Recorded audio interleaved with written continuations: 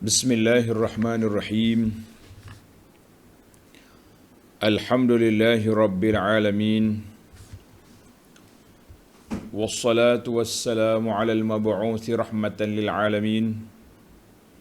Nabiyyina wa habibina wa qudwatina Muhammad ibn Abdullah wa ala alihi wa sahbihi wa man walah. Amma ba'du. Muslimin dan muslimat, para pelajar, para jemaah sekalian, Assalamualaikum warahmatullahi wabarakatuh. Alhamdulillah, pada hari ini 4 hari bulan 11 2021 bersamaan dengan 28 Rabiul Awal 1443, kita dapat mulakan pengajian kita tafsir surah Al-Ahzab. Suratul Ahzab, surah yang ke-33, juzuk yang ke-21. Bagi jemaah yang ada pimpinan edisi Jawi, muka surat 901. Surah, nama dia surah Al-Ahzab. Surah Al-Ahzab iaitu surah yang menyebut tentang pasukan tentera-tentera bersekutu. Tentera bersekutu, kumpulan-kumpulan, pakatan-pakatan Quraisy dengan Ghatafan, dengan beberapa geng dia lagi, yang nak melanyak Madinah dengan 10,000 tentera. Cerita ni panjang, nanti kita sampai tempat dia lah. Yang pentingnya itu nama dia, kita akan tengok nanti. Jadi para jemaah sekalian, surah ini Allah Ta'ala cerita letak satu rakaman khas kepada suatu nama peperangan yang berlaku di Madinah. Dan insya-Allah kita akan baca ayat, 3 ayat je untuk kali ini. Kemudian kita akan pergi kepada huraiannya dengan muqaddimah dulu. Muqaddimah surah Al-Ahzab. Muqaddimah suratul Ahzab dan intisari kandungan dia. Kemudian kita akan pergi kepada tafsir dan fawaid. Macam biasalah, kita cuba cari beberapa faedah untuk panduan. Dia panggil dalam bahasa tafsir, dia panggil fiqhul hayah. Fiqh, memandu kehidupan. Sebab Al-Quran itu sendiri nama dia Kitab Hidayah. Hudan lil muttaqin. Baik para pelajar sekalian, kita baca ayat dulu, kemudian kita pergi kepada huraiannya insya-Allah. A'udzu billahi as-sami'il 'alim minasy syaithanir rajim. Bismillahirrahmanirrahim. يا أيها النبي اتق الله ولا تطع الكافرين والمنافقين إن الله كان عليما حكيما اتبع ما يوحى إليك من ربك إن الله كان بما تعملون خبيرا وتوكل على الله وَكَفَى بِاللَّهِ وَكِيلًا. Surah Al-Ahzab, undur balik ke muka surat 900 untuk kita tengok muqaddimah dan isi kandungan surah ini. Muqaddimah dan isi kandungan surah. Surah ini tengok muqaddimah pimpinan dulu, kemudian kita pergi pada huraian. Surah ini diturunkan di Madinah. Dia panggil surah Madaniyatun. Dalam kitab Muharrar kata naqala al-ijma' ala zalik ghairu wahidin minal mufassirin. Ramai ulama tafsir mengatakan ijma' ulama surah ini Madaniyatun. Surah ini surah yang diturunkan di Madinah. Sudah pasti kita akan jumpa dalam surah ini beberapa hukum hakam. Berbeza dengan surah Makkiyah, kita akan jumpa kisah-kisah pengajaran lil ibrati wal i'tibar. Iaitu kisah untuk pengajaran. Ia ini untuk amali kehidupan hukum hakam. Mengandungi 73 ayat. 73 ayat surah ini. Dinamakan surah Al-Ahzab, perihal pasukan tentera yang bergabung ataupun tentera bersekutu ataupun apa sajalah pakatan-pakatan Quraisy boleh kita namakan, kerana kisahnya ada disebutkan pada ayat 9 sehingga ayat 25. Banyak berapa ayat tu? 25 tolak 9. Itu dia panggil ayat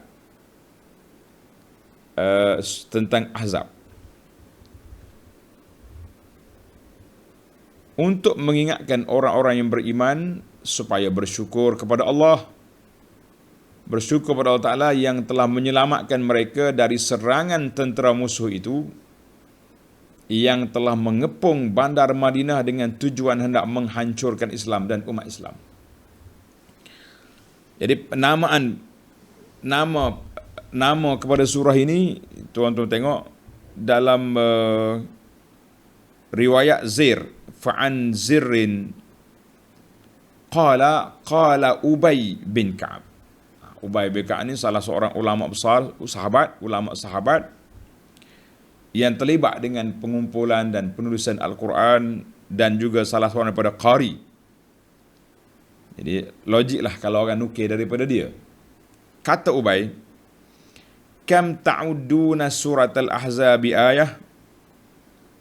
Ubay pernah tanya sahabat-sahabat dia, berapakah yang kamu hitung bilangan ayat surah Al-Ahzab? Qulna 73. Kami pun jawab 73. 73. Asar ini telah dikeluarkan oleh Imam An-Nasa'i dalam Sunan Kubra dan juga Abdullah bin Ahmad dalam Zawaidil Musnad.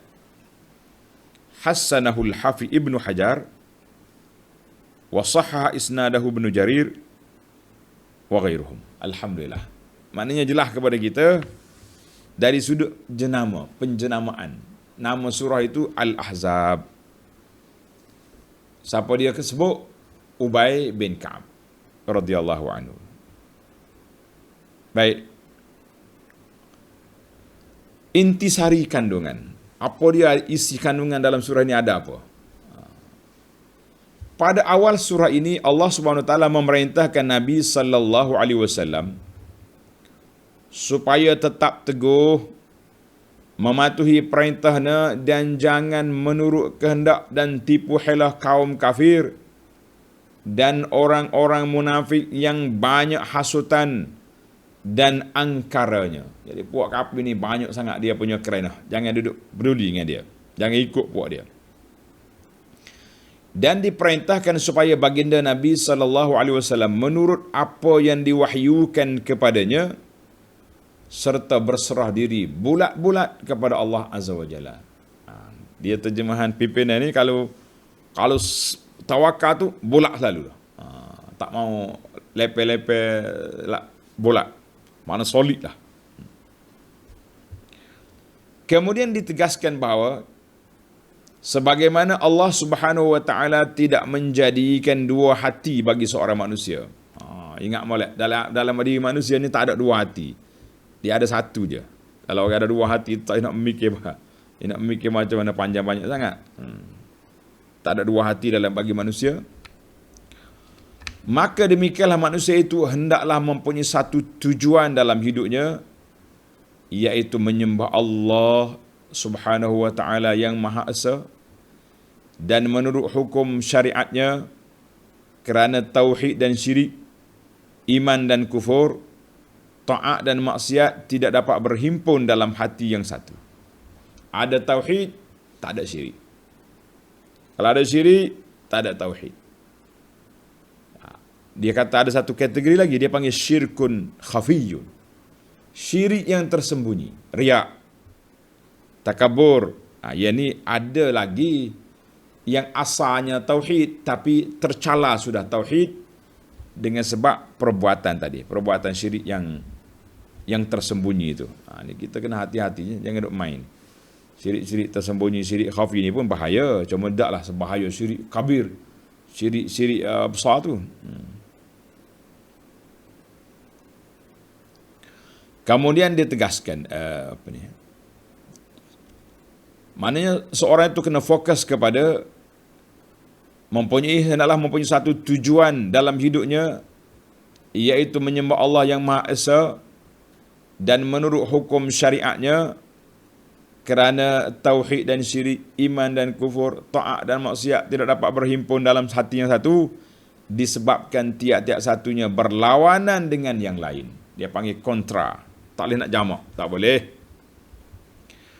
Setelah menerangkan tentang masalah zihar. Apa dia zihar? Suami menyamakan belakang isteri itu macam belakang mak dia. Haram untuk disentuh. Itu maknanya zihar dengan za, zihar. Nantilah bila sampai tempat dia kita hurai. Tuan-tuan dengar je dulu. Hukum zihar. Dan soal anak angkat. Boleh ke seorang itu ambil anak orang, letak bin dia? Atau perbuatan ini sudah digezet sebagai dosa besar? Dosa besar, haram perbuatan tersebut. Lalu ditegaskan bahawa Nabi SAW lebih berhak dihormati dan dikasihi, serta dipatuhi perintahnya oleh orang-orang yang beriman lebih daripada diri dan kemahuan mereka sendiri dan isteri-isteri baginda. Kita panggil ummahatul mukminin, ibu segala orang mukmin. Hendaklah dihormati sebagai ibu sendiri. Jangan ada cita-cita lepas Nabi wafat ni, ada orang tu nak pergi Pinang, nak pergi ambil. Allah tutup pintu terus. Ummahatul mukminin. Title mereka ibu kepada semua orang beriman. Ibu semua orang yang beriman. Mengenai soal harta pusaka. Dengar ni tuan-tuan, harta pusaka ditegaskan bahawa yang berhak mewarisi hanyalah kerabat sendiri. Sedang orang-orang yang tidak ada pertalian kerabat, maka mereka tidak berhak mewarisi, kecuali jika hendak diberi kepadanya sesuatu dengan mana-mana jalan yang benar oleh agama, maka demikian dibolehkan. Dalam bab harta pusaka ni, Allah Ta'ala bagi kepada keluarga yang paling dekat. Contohnya, orang ni mati, tinggal isteri, tinggal anak laki-laki dan perempuan. Tak sedut mikir orang lain tu. Tak ada dah. Harta ni berlegar di antara mereka itu saja. Kalau dia ada lagi ibu bapa, termasuk sekali. Maknanya kalau dia ada ibu, ayah, anak, isteri, 4 orang ni je boleh. Jangan bimbang tuan-tuan. Tak perlu kita duk sibuk-sibuk bagi sendiri pusaka waktu hidup. Kemudian pembahagian pula tidak ikut acuan syariah. Tak usahlah duk fikir sangat ke dunia ni. Kita fikir bagaimana nak mencari keredaan Allah dalam pembahagian harta pusaka kepada anak-anak. Kemudian diterangkan pelihara isteri-isteri Nabi. Dia panggil ummahatul mukminin. Oleh kerana kedudukan mereka amatlah tinggi dan tanggungjawab mereka tanggungjawab mereka amatlah berat berbanding dengan isteri-isteri orang-orang Islam yang lain. Maka Allah Ta'ala perintahkan Nabi Muhammad sallallahu alaihi wasallam supaya baginda memberi mereka memilih salah satu dari dua jalan. Kalau mereka mementingkan kemewahan dunia, maka cara yang demikian tidak sesuai dengan kehidupan Nabi sallallahu alaihi wasallam. Dan dengan sagu hati dan diceraikan. Tidak sesuai dengan Nabi dan keadaan mereka sebagai isteri-isterinya. Dan kerana itu, mereka akan diberi sagu hati dan diceraikan dengan cara yang baik. Kalaupun mereka sedia hidup secara sederhana, serta menurut jalan yang diredai oleh Allah dan Rasulnya sallallahu alaihi wasallam, serta mengutamakan nikmat kemewahan pada hari akhirat, maka mereka akan beroleh balasan yang tidak ada bandingannya. Setelah itu, Allah Ta'ala menegaskan bahawa Nabi Muhammad sallallahu alaihi wasallam ialah Rasulullah serta menjadi kesudahan nabi-nabi seluruhnya, khatamun nabiyyin, yakni nabi yang akhir sekali, tidak ada lagi nabi dan rasul sesudahnya. Kita kata alhamdulillah. Para pelajar sekalian, jelaslah kepada kita intisari kandungan ayat ini. Baik. Itu dalam pimpinan. Sekarang ini saya nak bawa tuan-tuan ke dalam tafsir yang saya baca, nama dia Al-Muharrar. Dalam tafsir ini dia ada nombor. Susunan dia lebih senang untuk dipahami. Yang sana pun faham dah, bukan tak faham. Yang pertama, maqasidus surah. Ini kena tulis lah. Ada dalam kitab. Yang tadi tak tulis, tak apa, ada dalam kitab pimpinan. Objektif surah. Apa dia objektif surah Al-Ahzab ini? Yang pertama, al-haddu ala tawajjuh ila al-khaliq. Hendaklah kita hadapkan niat kita, qasak kita, muka kita, hati kita semata-mata kepada Allah Azza wa Jalla. Tak perlu lagi kita mengambil kira hak manusia apabila bertembung dengan hak Allah Azza wa Jalla. Ingat, ni hak Allah, ni hak orang. Tepikan hak orang. Kita pergi kepada hak siapa? Hak Allah. Orang tu, oranglah dia. Dia ada hak juga. Tapi bila bertembung dengan hak Allah, tak boleh kita nak orang panggil, nak main-main. Yang kedua, bayanu inayatillahi binabihi. Surah ini juga menjelaskan penjagaan Allah Azza wa Jalla kepada nabinya dengan penjagaan yang begitu rapi. Yang ketiga, ini perbezaan tuan-tuan, tanda perbezaan di antara surah Makkiyah dengan surah Madaniyah. Dalam ciri-ciri surah Madaniyah, makna surah yang diturunkan di Madinah selepas hijrah, iaitulah at-ta'arrud li kathirin minal ahkam syar'iyyah. Dalam surah ini banyak menyentuh tentang beberapa hukum syarak. Wal adabil ijtimaiyah, adab-adab kemasyarakatan, dan juga susun atur masyarakat Islam dalam dunia Islam. Itu tiga objektif. Kita pergi kepada maudu'at as-surah. Isu yang dibincangkan dalam surah ini ada 17 perkara. 17 perkara. Yang pertama, taujihun nida'.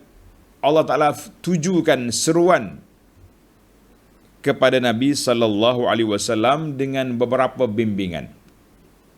Takwa, jangan taat kepada kafir dan munafik, ikutlah apa yang diwahyukan oleh Allah, dan tawakal. Mana Allah Ta'ala bawa kepada Nabi sallallahu alaihi wasallam dalam surah ini ada 4 arahan. Yang kedua, membatalkan beberapa adat yang tersebar di kalangan jahiliyah, iaitulah adab, bukan adab, adah mana adat, adat az-zihar, nak marah ke bini, zihar lalu. Haram aku sentuh macam haram sentuh mak, sentuh suami isteri tu lah, sentuh mak kita, nak cium dia, nak hormat, tidak jadi masalah. Yang kedua, isu at-tabanni, isu mengambil anak angkat.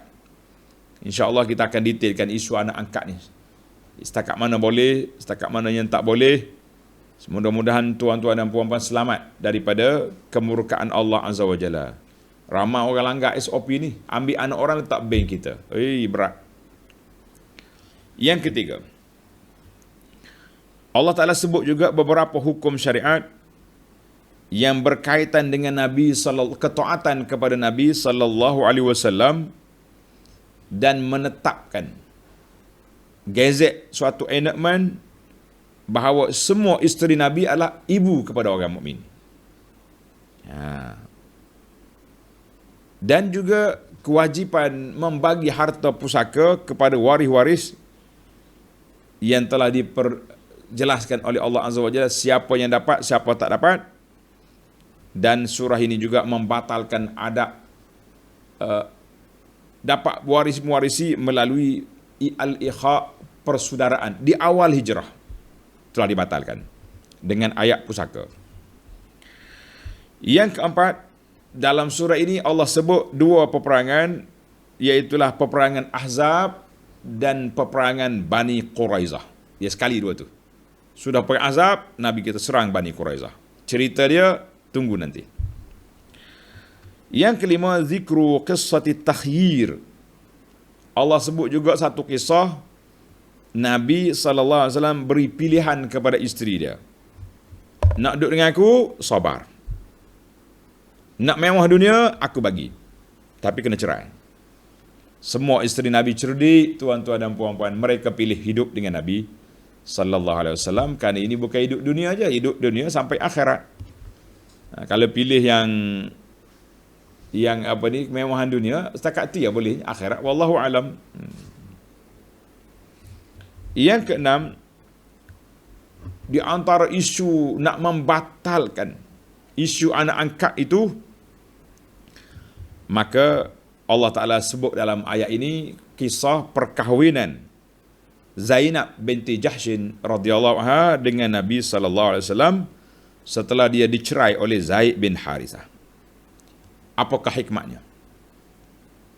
Iaitu nak membatalkan kesan-kesan adat jahiliyah bila ambil anak angkat jadi anak sendiri.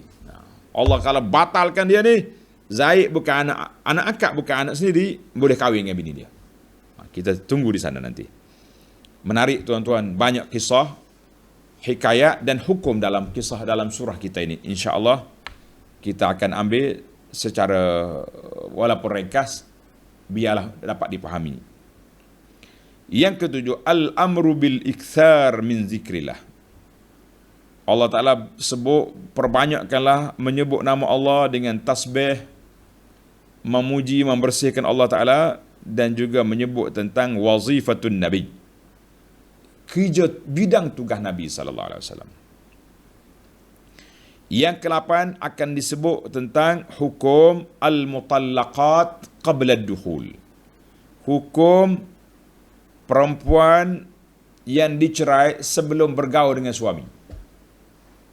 Dia kahwin, tak sesuai, bercerai. Apa hukum? Ada iddah, tak ada iddah, ada, kita tengok nanti. Yang ke-9, Allah Ta'ala sebut ciri-ciri keistimewaan Nabi SAW fin nikah. Nabi kita dibenarkan kahwin lebih daripada 4. Dan siapakah orang yang boleh Nabi kahwin dan tak boleh, akan dihuraikan. Yang ke-10, hubungan orang-orang Islam dengan rumah Nabi dan isterinya ketika Nabi wujud, hidup dan setelah Nabi wafat. Bagaimana cara interaksi dengan isteri Nabi. Yang ke-11, al-amru bis salati wassalami ala Nabi sallallahu alaihi wasallam. Arahan kita selawat dan salam ke atas Nabi. Yang ke-12, bayanu jaza'il ladzina yu'zuna Allah wa rasulah. Balasan orang yang menyakiti Allah dengan Rasul. Sama ada mereka perli, mereka main-main, mereka tak beriman, mereka langgar SOP dan sebagainya. Dan juga balasan orang yang menyakiti orang mukminin dan mukminat. Yang ke-13, al-amru bil hijab. Turunnya perintah hijab kepada isteri Nabi dan semua wanita Islam sampai ke hari kiamat. Yang ke-14. Ini ada orang kata ni tak ada pun hijab dalam Quran. Kita akan jumpa nanti insya-Allah. Kita akan jumpa nanti. Yang ke-14, tahdidul munafiqin. Amaran keras kepada golongan munafikin dan orang yang punya penyakit dalam hati dia, wal murjifin, dan golongan batu api yang nak melaga-lagakan Islam dengan bukan Islam, ataupun melaga-lagakan sama-sama kabilah dalam Islam. Pelaga ni ada semua ni. Dia panggil geng cyber trooper ni ada semua. Zaman Nabi ada dah. Tak kira zaman kita ni. Yang ke-15, su'alun nas anis sa'ah. Orang panggil tanya Nabi tentang bila kiamat. Maka Allah Ta'ala jawab kepada soalan tentang kiamat, dan Allah sebut salah satu daripada gambaran suasana pada hari kiamat. Yang ke-16, al-amru bitaqwallahi wal qawlis sadid. Arahan supaya kita sentiasa bertakwa kepada Allah dan bercakap benar, jangan duk kelentong dan sebagainya. Yang ke-17, tahammulul insanil amanah. Manusia dipertanggungjawabkan memikul amanah. Allah SWT beri kepada manusia, manusia terima, beri pada bukit, bukit lari. Baiklah, panjang tuan-tuan mukaddimah kita pada kali ini. Baik, kita pergi kepada surah. Suratul Ahzab. Surah yang ke-33. Diturunkan Madinah, 73 ayat, juzuk yang ke-21. Bismillahirrahmanirrahim. Ya ayyuhan nabiyyu ittaqillaha wa la tuti'il kafirina wal munafiqin. Allah mula dengan ya ayyuhan nabiyyu, wahai nabi. Yakni Allah Ta'ala mulakan surah ini berbeza dengan surah lain. Alif Lam Mim, huruf muqatta'ah. Surah ini direct terus kepada Nabi sallallahu alaihi wasallam. Apa sebab? Kenapa direct terus? Sebab itulah dikatakan surah Ahzab ini banyak hukum-hukum dia berkait dengan Nabi. Berkait dengan ummahatil mukminin. Berkait dengan kehidupan Nabi sendiri, dikawinkan dengan Zainab untuk nak membatalkan adat jahiliah. Maknanya Nabi telah main peranan besar. Bukan sahaja menyampaikan, dia sendiri itu dia panggil tatbiq amali. Tatbiq amali ini melaksanakan suatu syariat yang Allah Ta'ala letak di atas body dia sendiri. Untuk membatalkan adat jahiliah. Bukan senang.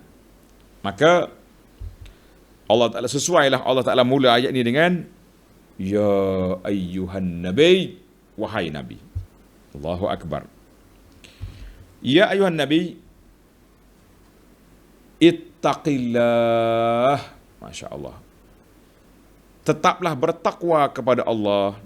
Tuan-tuan, kita tengok sini. Sesuai ke kita nak katakan Nabi bertakwalah kepada Allah? Dia Nabi, dia Rasul. Allah kata bertakwa kepada Allah. Kita ni kadang-kadang kalau orang mari cakap ustaz, sama-sama kita tingkatkan takwa. Apa? You ingat aku siapa? Oh, takabur. Lah.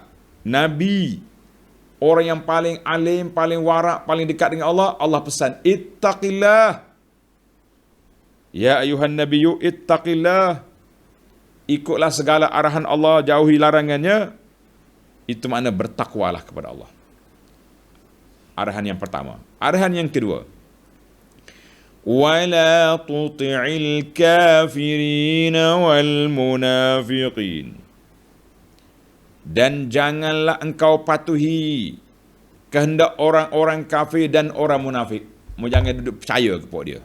Tengok nota di bawah kata apa. 1430 sebagai satu penghormatan kepada Nabi sallallahu alaihi wasallam. Allah Taala menyeru baginda dengan menyebut pangkatnya. Ya ayyuhan nabiyyu, ya ayyuhar rasul. Allah tak panggil Nabi ya Muhammad sallallahu alaihi wasallam. Tak salah kalau Tuhan panggil ya Muhammad. Tapi Tuhan tak panggil. Ingat ni tuan-tuan. Kita jangan buat tak erti dengan Nabi, tidak beradab dengan Nabi sallallahu alaihi wasallam, jangan. Maka dia panggil dengan pangkat, ya ayuhan nabi, ya ayuhar rasul. Kemudian baginda diperintahkan supaya ia tetap teguh mentaati perintahnya dan jangan ia mematuhi kehendak dan tipu helah kaum kafir dan orang-orang munafik yang banyak hasutan dan angkaranya. Mu jangan duk layan puak tu. Puak tu banyak kerenah. Kata orang banyak songe ni. Kelantan ni sikit. Banyak songe ni makna banyak kerenah lah, banyak masalah. Banyak tipu helah. Serta diperintahkan lagi dalam ayat-ayat yang berikutnya supaya ia menurut apa yang diwahyukan kepadanya dan berserah diri kepada Allah semata-mata. Bulat-bulat. Kalau Nabi sallallahu alaihi wasallam diperintahkan dengan 3 perkara yang menjadi asas keselamatan dunia dan akhirat itu, maka umatnya lebih-lebih lagi. Kalau Nabi diperintah, kita wajib kita kena bertakwa. Wajib kita tidak taat, tidak ikut gaya hidup munafik dan munafik. Dan wajib kita ikut apa yang telah dibawa oleh Nabi sallallahu alaihi wasallam, baru jadi. Baik para jemaah sekalian, apa yang kita nak ikut tu? Inna Allah kana aliman hakima. Sesungguhnya Allah adalah amat mengetahui lagi amat bijaksana. Allah Ta'ala amat mengetahui lagi amat bijaksana. Jadi bila Allah Ta'ala maha mengetahui, dia pilih Nabi Muhammad sallallahu alaihi wasallam sebagai Rasul. Dia pilih Quran untuk menjadi kitab hidayah. Diberinya syariat perundangan yang begitu mantap. Mempercayalah kepada Allah sebab dia alim, maha mengetahui, hakim, sangat bijaksana. Maknanya undang-undang Allah Ta'ala itu undang-undang yang bijak, yang cerdik. Bukan undang-undang yang bodoh, yang tak erti apa. Ni kita ikut orang putih. Hak Tuhan tak tepi. Orang putih diagungkan. Banyak kerugian besar dalam dunia ni. Banyak kerugian. Satu je saya nak tunjuk. Kalau berlaku kes apa-apa, sehingga mangsa aksiden termati, pemandu dibayar denda. Bayar denda kepada siapa? Kepada siapa? Kepada kerajaan. Les bayar ke kerajaan. Yang matinya orang ni. Dalam Islam dipanggil undang-undang diat. Undang-undang diat, sepatutnya diat itu 100,000 itu dibayar kepada keluarga si mati. Anak-anak dia, mungkin ada anak yatim, anak kecil, isteri dia masih muda, tak ada kerja pula, dapatlah modal peringkat awal ni untuk nak meneruskan kehidupan. 1,000 ni banyak lah kita boleh guna. Nah, maknanya kalau kita guna, kita kata 1,000 sebulan ke, berapa bulan boleh guna?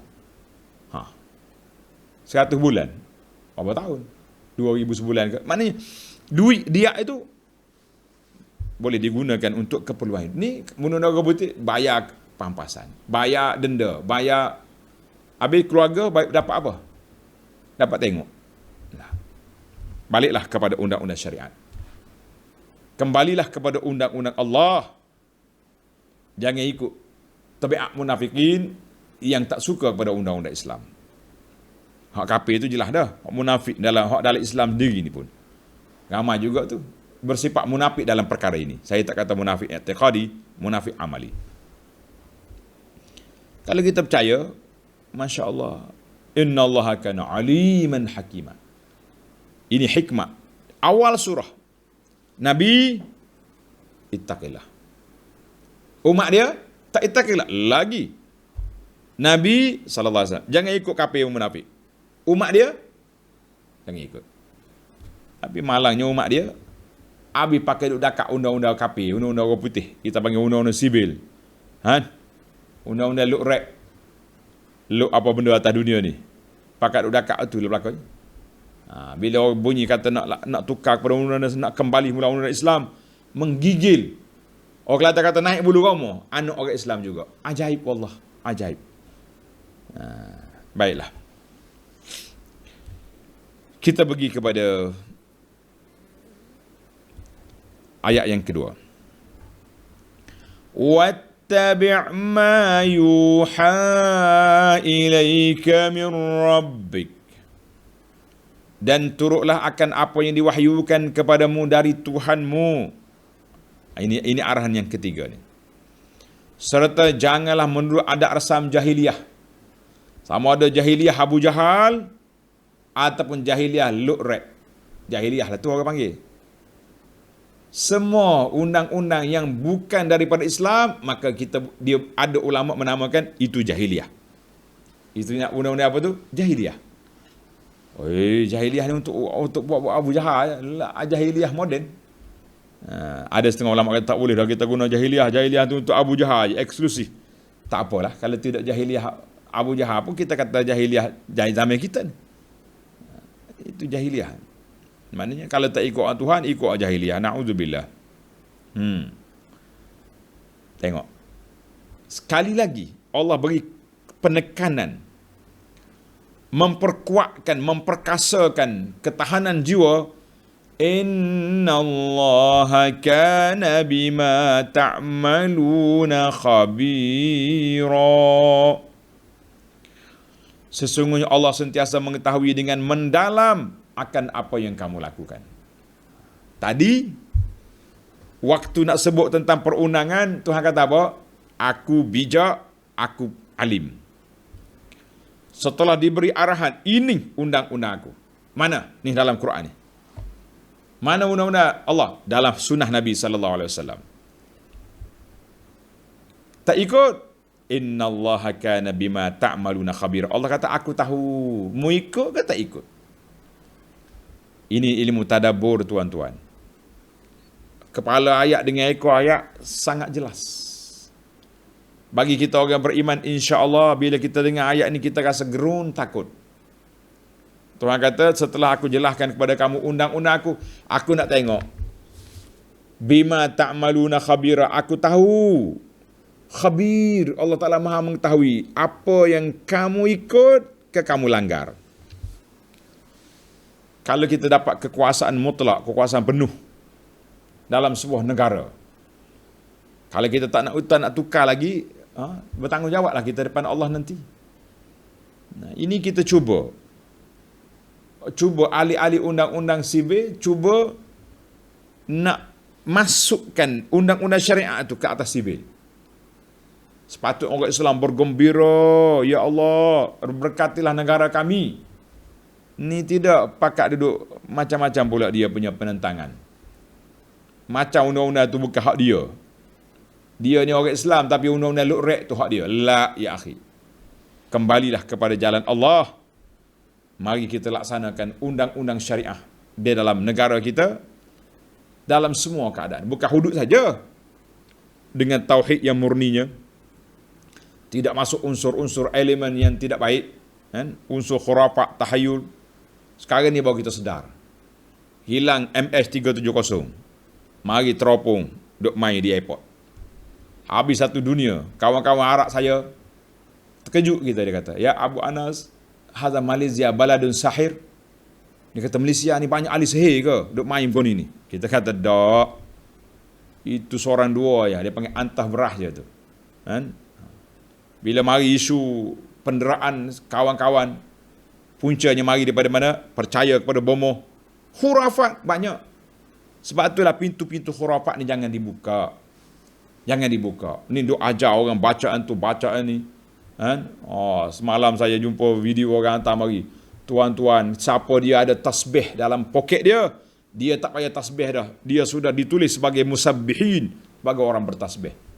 Mana ada Nabi tak guna tasbih zaman dia? Mari kita.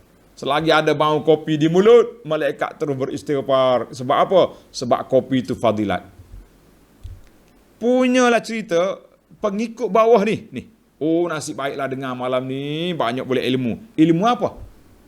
Ilmu khurafat. Beli kereta pakai duk mandi dengan air dan macam-macam cerita.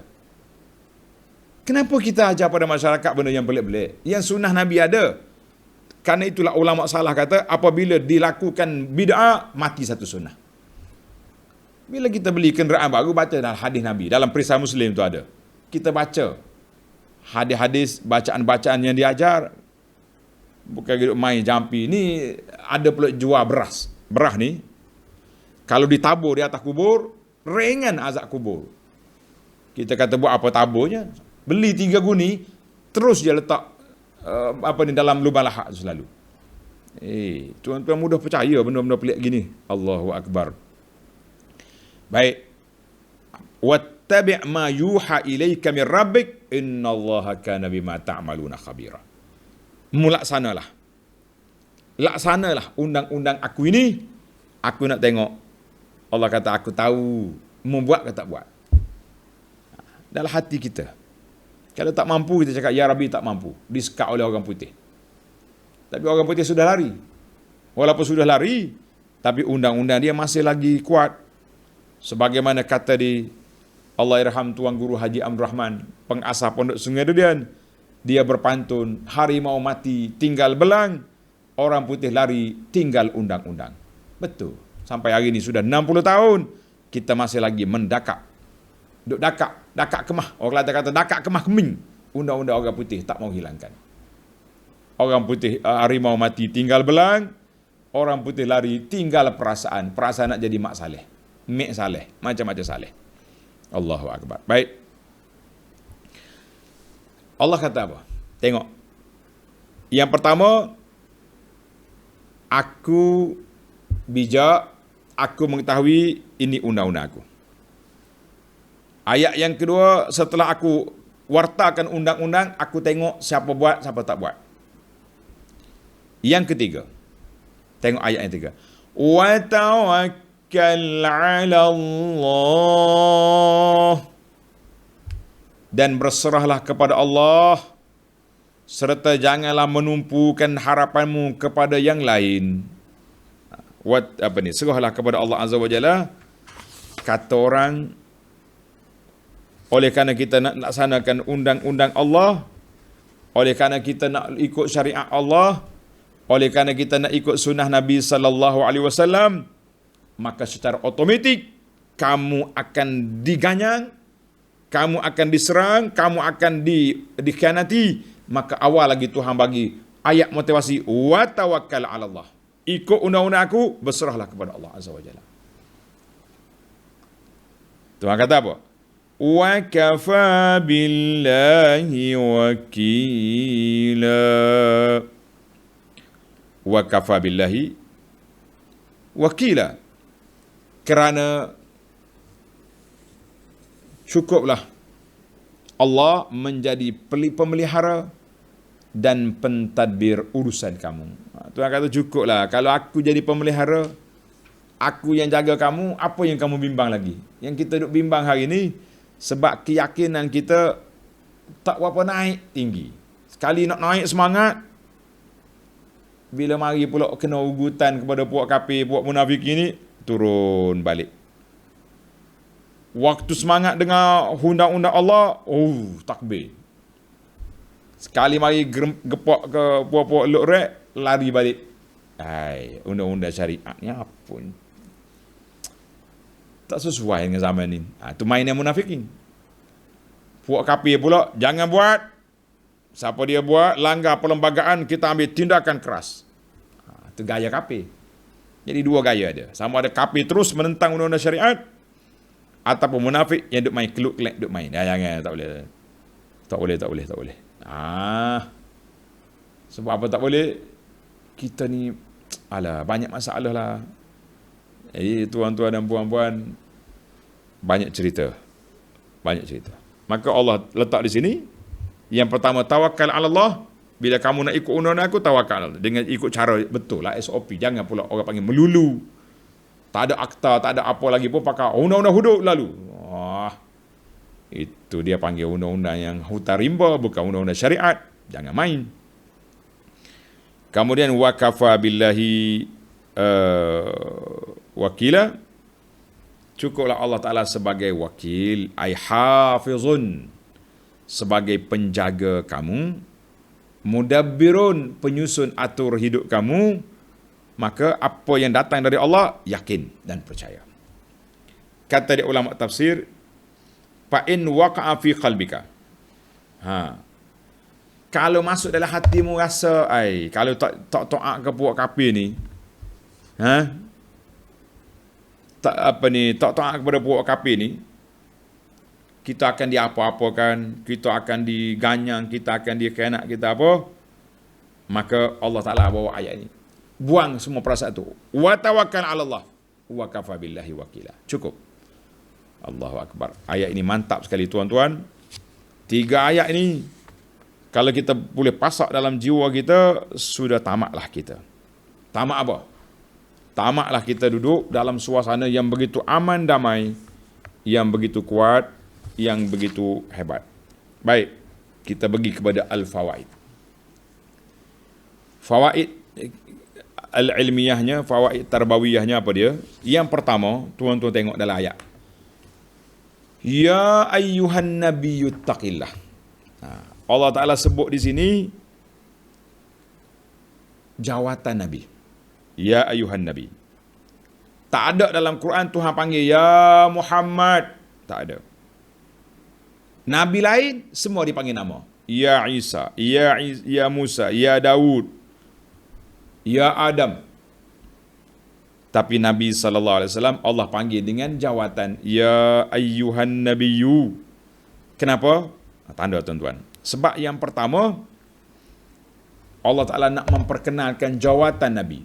Ini jawatan Rasul aku ni, Nabi. Mu jangan panggil apa ni, tak panggil suka hati lah. Bila kita kenal dia Nabi, kita pun ikutlah dakwah dia. Satu. Yang kedua, Allah Ta'ala panggil Nabi dengan jawatan tashrifan lahu sallallahu alaihi wasallam bifadli hadzal wasf.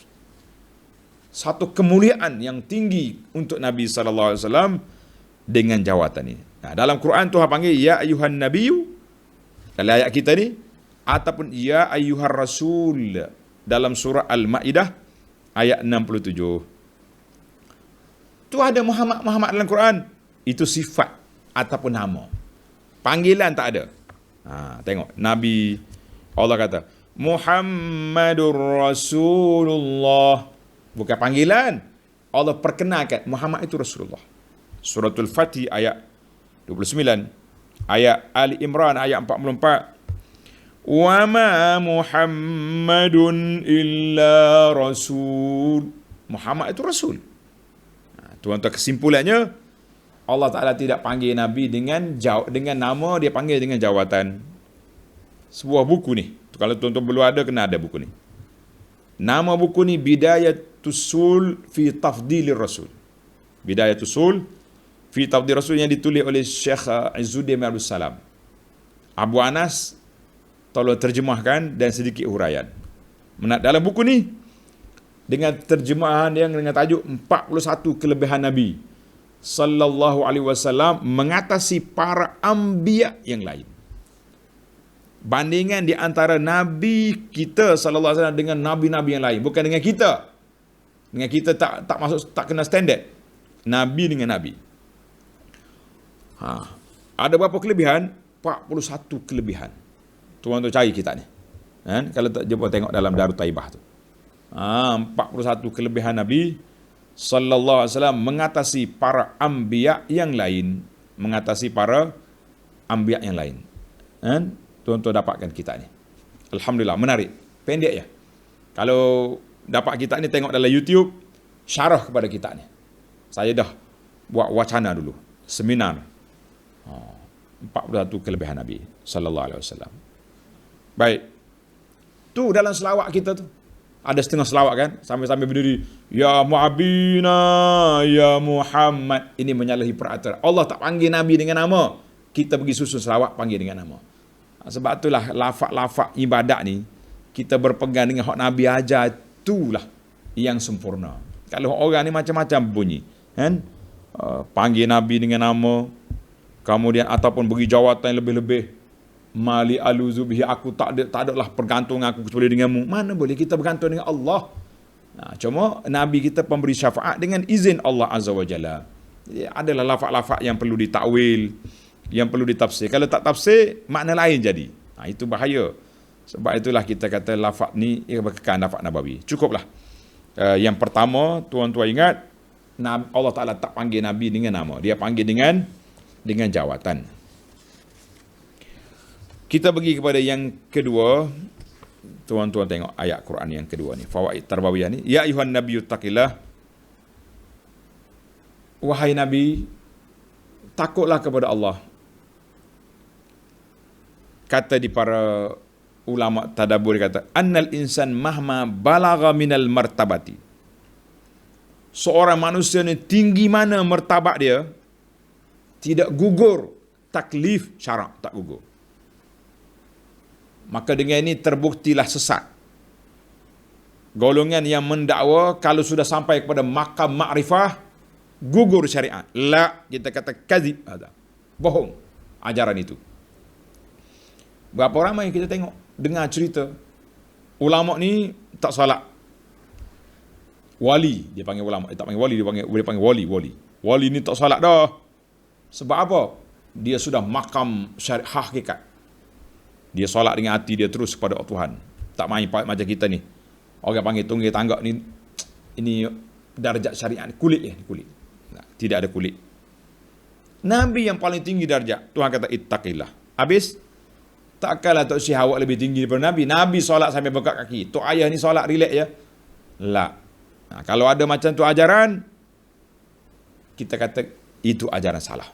Itu ajaran sesat. Saya jumpa dah beberapa kes yang orang rujuk kepada kita ajaran sesat tu. Na'udzubillah. Yang ketiga. Tiga dah kita. Ya ayuhan nabiyyu taqillah. Di akhir ayat tu Allah kata innallaha kana aliman hakima. Ittaqillah aliman hakima. Takut pada Allah, Allah Ta'ala mengetahui lagi bijaksana. Ayat ini isyarat bahawa at-taqwa, perasaan takwa, takut pada Allah Ta'ala itu mesti mari daripada lubuk hati. Min samimil qalbi. Sebab Allah Ta'ala tahu semua adalah hati kita. Kalau nampak zahir ya takwa, tapi adalah hati dia lain, la. Allah Ta'ala nilai seorang manusia itu dengan hati dia. Zahir ni boleh je orang nak berlakon, tapi dalam hati tu apa yang cerita? Dalam hati tu yang besar. Yang ketiga,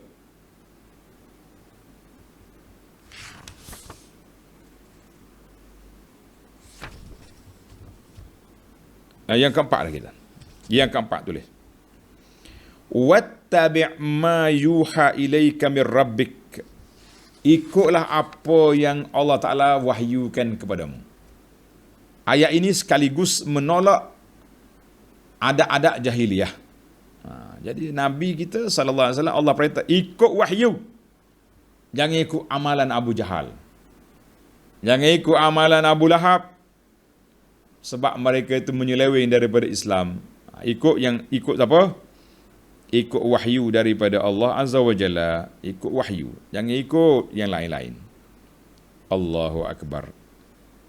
Ini arahan ini jelas. Fihi zajrun an ittiba'i marasimil jahiliyah. Jangan ikut puak-puak jahiliyah. Kita kena hapuskan mereka. Maka kalaulah ada nas Quran, nas hadis yang menjelaskan, jadi tak boleh lagi kita pergi ikut pandangan-pandangan yang lain.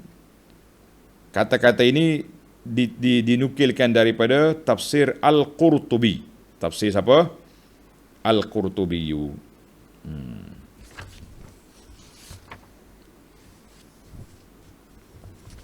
Baik. Yang kelima. Yang kelima, Allah Ta'ala sebut, Ya ayyuhan nabiyyu. Wahai Nabi. Macam seorangnya. Kan? Seorang. Kemudian, Innallaha kana bima ta'maluna khabira. Allah Ta'ala tahu apa yang kamu buat. Kalau Nabi seorang, kenapa dia guna ta'malun? Guna lafaz jamak. Maka di sini para ulama tadabbur kata, mari ayat ini bisiratil jami' lidukhulil ummah, supaya masuk semua umat Nabi sallallahu alaihi wasallam di bawah khitab ya ayyuhan nabi. Sebab ayat ini bukan khususiyah. Khitab untuk Nabi, ada satu lagi khitab, dia panggil khitab khassah. Allah tujukan ayat itu khas pada Nabi saja. Itu tak boleh masuk orang lain. Macam dalam ayat kita akan jumpa Nabi. Lagi. Allah kata khassatan laka minal mu'minin.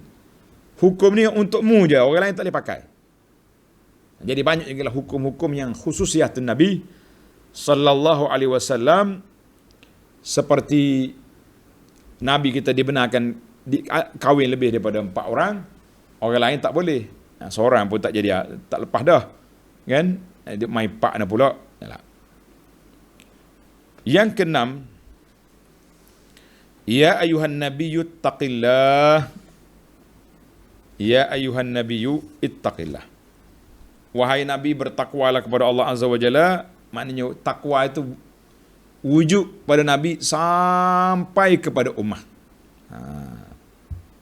Kalau Nabi pun Allah Ta'ala suruh bertakwa, umat dia lagilah kena bertakwa. Lagilah bertakwa.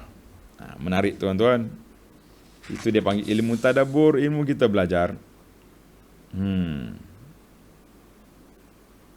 Yang ketujuh, Ya ayyuhan nabiyyu taqillah, taujihul amri. Allah Ta'ala tuju pada Nabi. Maka dengan ini tidak boleh kita kata orang yang paling baik atas dunia pun Tuhan kata ittaqillah. Jadi kalau kita, contohnya kita bercakap dengan ustaz ke, dengan pak imam ke, dengan siapa-siapa lah pendakwah, dia ada buat salah, cakap dia tak betul, bawa hadiah palsu, kita kata ustaz ittaqillah. Penceramah ittaqillah. Selebriti dakwah ittaqillah. Jangan buat macam ni. Ini maklumat tak betul, ini fitnah, ini hadiah palsu. Boleh. Sebab apa? Allah Ta'ala sendiri tegur Nabi. Bukan tegur, peringatkan Nabi, ittaqillah. Patut ke Nabi diperingat ittaqillah? Dia Nabi. Jadi kalau kita, ni setengah orang bila kita kata ittaqillah ya Syekh, dia celak mata kita. Apa masalah saya? Subhanallah, orang ingat kepada takwa kepada Allah Ta'ala, dia marah pula. Kenapa? Itu kesombongan dalam jiwa kita. Kalau kata ittaqillah, kita kata alhamdulillah, nattaqillah. Nuhasib anfusana wa nuraja'. Kita muhasabah balik, kita murajaah balik. Mungkin kita terlupa, kita tak ingat. Banyak hukum-hukum yang kita cakap baru ni, bila ditegur oleh para sahabat, kita tarik balik. Itu sepatutnya kita. Ada orang tegur, orang nasihat, buat video lain pula jawab. Jawab apa? Merapu macam tu juga. Buat apa? Jawab. Baiklah, kita kata minta maaf lah. Apa yang saya sebut tu ada kesilapan, ada kekeliruan, boleh mengelirukan umat, saya tarik balik. Ini yang betulnya, ini penjelasan. Kadang-kadang penjelasan yang kedua lebih celaru daripada yang pertama. Ada juga. Itulah masalah kita ini. Yang ke-8, wala tuti'il kafirin wal munafiqin. Allah Ta'ala peringat kepada Nabi sallallahu alaihi wasallam, jangan ikut puak kafir. Jangan ikut puak kafir dan munafik. Mana dua-dua sekalilah. Kalau kafir ni, kadang-kadang jemaah ni dia nak beza macam mana kafir munafik. Kafir tu kafir tulen. Saya tak nak sebutlah kafir. Kita kata siapa dia kafir atas dunia ni. Dia bagi arahan, jelas tu kafir. Ada munafik ni orang yang mengaku beriman, tapi dia yang menolak pelaksanaan undang-undang syariat Allah. Itu munafik nama dia. Dalam munafik amali. Munafik i'tiqad kita pun tak tahu. Sebab apa nak jadi munafik i'tiqad? Dalam hati dia, itu payah nak kesan. Tak boleh kita mudah-mudah. Yang kesembilan, kata ulama, wala tuti'il kafir anna nahya 'anil syai' la yadullu ala wuqu'ihi. Bila Allah Taala larang orang itu buat benda, bukan makna dia buat. Satu peringatan. Ya Nabi, jangan ikut munafik. Adakah Nabi ikut? La. Itu hanya satu peringatan. Suatu orang panggil garis panduan. Macam kita juga. Kita semua ni jangan ambil riba ya. Jangan terjebak dengan rasuah ya. Adakah kita kaki rasuah? Tak. Maknanya dia kata annan nahy an syai' la yadullu ala wuqihi. Ini bahasa kita. Bila Tuhan larang orang tu buat sesuatu, bukan makna dia jatuh, dia buat benda tu. Tapi larang ini menunjukkan benda tu salah. Supaya orang lain dengar, tak buat. Itu hikmah. Yang terakhir,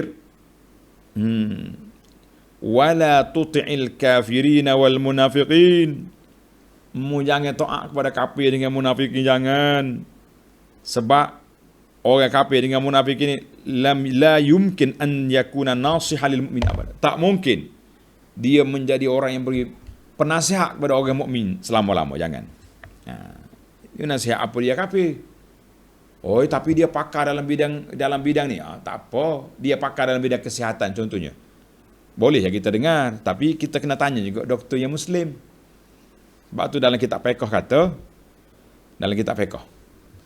dia kata boleh kita buka puasa ni, boleh kita buat ni dengan nasihat daripada doktor muslim.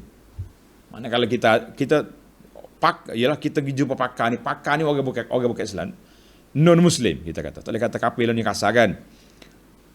Doktor pakar ni bukan Islam, tapi kita ada pakar orang Islam yang bawah pada dia. Cukuplah tu sebagai saksi. Macam kes hari ni, kes COVID ni, ramai sudah doktor-doktor muslim yang mengesahkan COVID ni di antara cara nak berubat dia vaksin. Dah kita tak mengaji, tak sedut sibuk lah, dia lebih pada doktor nah dia ni. Pegang jarum pun takut, tiba-tiba bercakap lebih pada doktor pakar contohnya kita kata. Jadi kalau nak tanya boleh, bincang boleh, tapi nak mempertikaikan ilmu orang, ilmu kita je yang bijak, kita kata hati-hatilah dalam percakapan kita. Baiklah para jemaah sekalian, tamatlah dulu muqaddimah, huraian 3 ayat kepada muqaddimah surah ini. Yang kita akan lalui dalam surah ini beberapa cerita ujian Allah Azza wa Jalla, beberapa pensyariatan yang Allah Ta'ala uji kaji dia ke atas diri Nabi SAW sendiri untuk nak membatalkan beberapa adat jahiliah. Kita nanti pun bila sampai ke adat jahiliah ni, kita kena batal dulu sebelum orang lain. Tamatlah kita. Mudah-mudahan ada manfaatnya insya-Allah. Kita akan sambung lagi ayat yang akan datang. Panjang sikit. Tak panjang, 3 ayat je, tapi ayat tu panjang. Bermula ayat 4 sehingga ayat 6 insya-Allah dalam siri yang akan datang. Subhanakallahumma bihamdika asyhadu an la ilaha illa anta astaghfiruka wa atubu ilaik. Wa sallallahu ala nabiyyina Muhammad wa ala alihi wa sahbihi ajma'in. Walhamdulillahi rabbil alamin. Wassalamu alaikum warahmatullahi wabarakatuh.